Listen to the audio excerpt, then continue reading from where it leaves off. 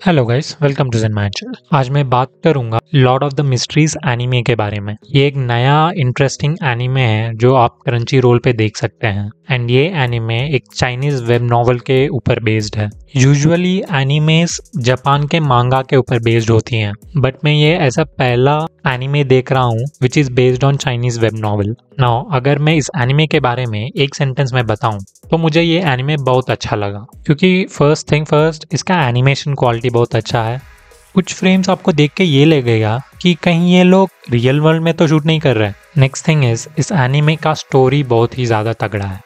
मैं स्टोरी के बारे में बाद में बात करूंगा। ये एनीमे आपको मैजिक और मिस्ट्रीज की दुनिया में ले जाती है। एंड अगर आपको हैरी पॉटर पसंद आता है तो you should definitely give it a try, because इस दुनिया का setup is very similar to Harry Potter. Setup in the sense world, हाँ, बट ये चीज़ का याद रखना कि आपने अभी इस एनीमे को देखना शुरू किया है तो please give 1 episode of time, क्योंकि जब से अपना मेन कैरेक्टर एक बियॉन्डर बनता है तब से इस एनिमे की स्टोरी बहुत ज़्यादा आपको बांध के रखती है।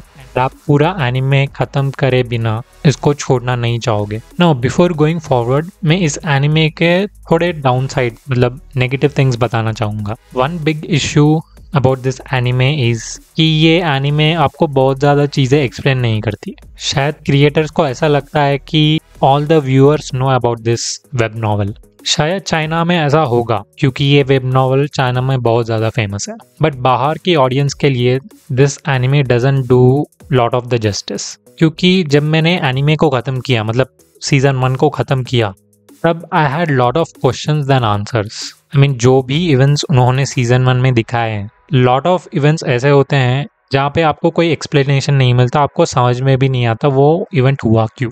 एंड मैं जब इसका वेब नॉवल देखने बैठा देन आई रियलाइज्ड कि इन्होंने बहुत ज़्यादा स्मॉल डिटेल्स मिस किए हुए हैं। मतलब छोटे छोटे इवेंट्स जो वेब नॉवल में ग्रेटली एक्सप्लेन्ड है उसको एनिमे में कम्प्लीटली स्किप कर दिया गया है। इसके वजह से आप कई जगह एनिमे देखते वक्त क्लूलेस होते हो। तो या आई थिंक मेरे हिसाब से ये एक ही नेगेटिव चीज़ है इस एनिमे के बारे में। अगर आपने इस एनिमे का सीज़न 1 ख़त्म किया है, आई एम प्रीटी श्योर आप अपने आप को रोक नहीं पाओगे इसका वेब नॉवल पढ़ने के लिए। नाउ अगर मैं इस एनिमे का बेसिक स्टोरी बताऊं तो एक जाओ नाम का चाइनीज़ लड़का होता है जो कि अपने मॉडर्न टाइम्स में ही सेट होता है, मतलब वो अर्थ का निवासी होता है। वो एक दिन लंग एनहांसमेंट का एक रिचुअल करता है अपने घर पे, जिसके वजह से वो कोई और दुनिया में ट्रांस माइग्रेट हो जाता है। एंड उस वाले दुनिया में मैजिक मिस्ट्रीज जैसे चीज़ें होती हैं। एंड इस मैजिक को पाने के लिए आपको एक बियॉन्डर बनना पड़ता है। नाउ मैं बियॉन्डर के बारे में ज़्यादा एक्सप्लेन तो नहीं करूँगा बिकॉज यूट्यूब में बहुत ज़्यादा वीडियोस है इसके बारे में and I am pretty sure they will explain better than me.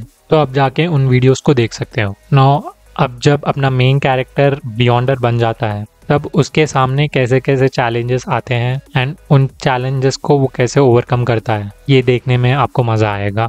Now as I said ये एक चाइनीज़ वेब नॉवल पे बेस्ड है एंड इस चाइनीज़ वेब नॉवल में 8 वॉल्यूम्स है एंड इस वेब नॉवल की कुल आई थिंक 1400 चैप्टर्स है। एंड अगर मैं इस वेब नॉवल को in terms of volumes divide करूं तो पूरे मिला के आई थिंक 8 वेब नॉवल्स हैं। एंड सीज़न 1 में बस एक फर्स्ट नॉवल का स्टोरी दिखाया गया है, तो यू कैन थिंक कि इनके पास कितना ज़्यादा कंटेंट है। एंड अगर आपने सीज़न 1 देख लिया है तो सीज़न 2 आई थिंक आएगा 2027 में। तब तक आप चाहो तो वेब नॉवल पढ़ सकते हो। So yeah guys, that's it from this video. Thank you for watching this. Bye.